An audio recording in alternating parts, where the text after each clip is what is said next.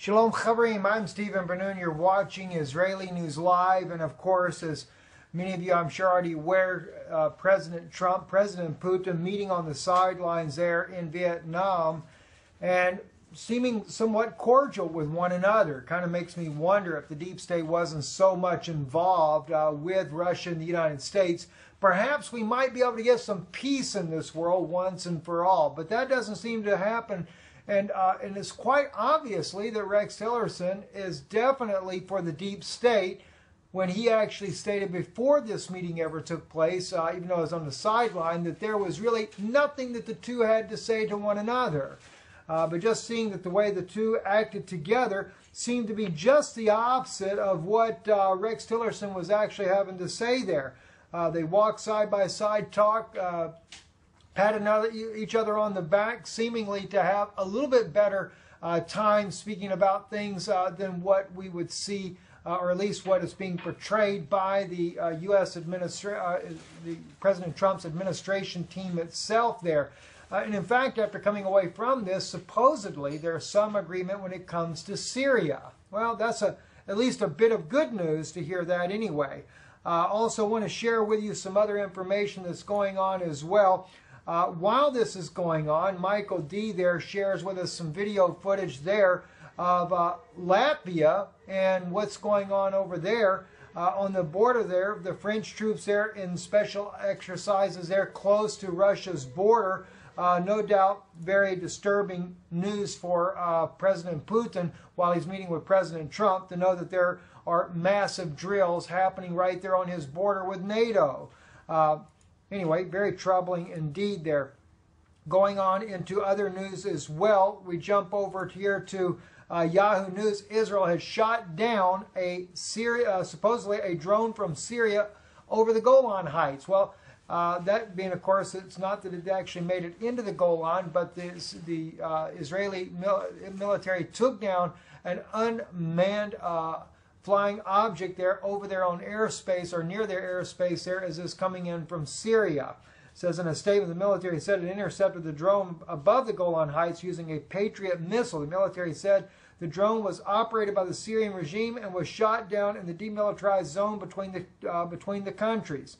In September, Israel shot down an Iranian-made drone sent by the Lebanese militant group Hezbollah in the same area. Both Iranian and Hezbollah forces having been backing Syrian President Bashar al-Assad there.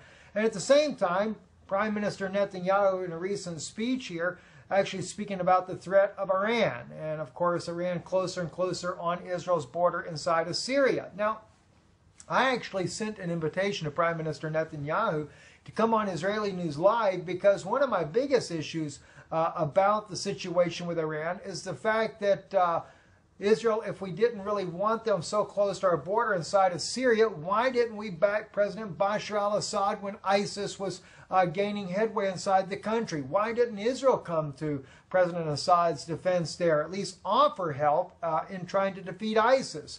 Why didn't we join with Russia, Israel's ally there in the region, to bring down this militant group operating inside of Syria? After all, remember, Syria is the birthplace of the mothers of Israel, both Leah and Rachel. So it is a big concern to me that we haven't done more about that situation inside of Syria. Also, an old Soviet-made Su-22M4 crashed in Iran. Pilot is dead. The first Su-22 crash in Iran of its kind there. That's being reported by the Syria front lines. And of course, a Saudi shakeup. The second high-ranking Saudi prince killed in the last 24 hours and arrested Sunday. It says here that the Arabic Al-Thad News later quoted Saudi royal court releasing saying that the Saudi royal family mourned the death of the prince who died at 44. It, however, did not cite a reason for the death. It kind of makes you wonder what's going on inside Saudi Arabia. And then, of course, we have some very disturbing news in the United States here. Genetically modified apples that doesn't brown hits U.S. stores this month. as if we don't have enough genetically modified food here that absolutely has no life in it. It is only death. It's like we partake of death continually. Now the apples, the best thing we've had on the market. We need those apples to turn brown once you bite into them. Those enzymes are part of what helps the digestive system to begin with. But no, science has got to meddle in with that as well, just so that we can become weaker.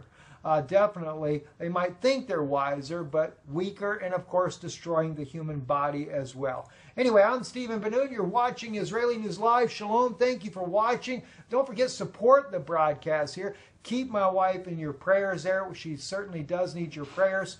And we'll be updating more about that tomorrow in tomorrow's broadcast. I'm Stephen Ben-Nun with Israeli News Live. Erev Tov.